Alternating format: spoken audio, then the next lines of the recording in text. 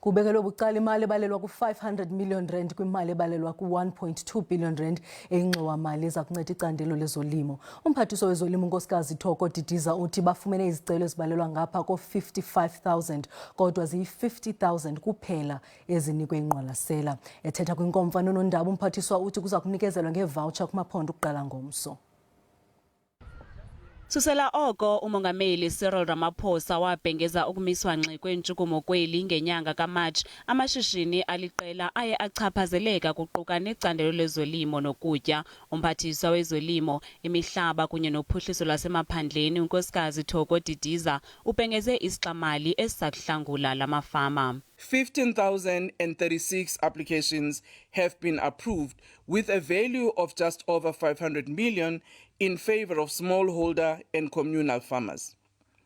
The work will be completed in terms of releasing the vouchers to the various applicants who have been successful.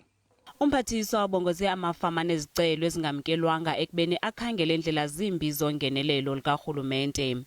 I would like to urge the farmers that have not been approved that they shouldn't lose hope. We will be working with them with other departmental interventions, particularly in our provinces and at national level.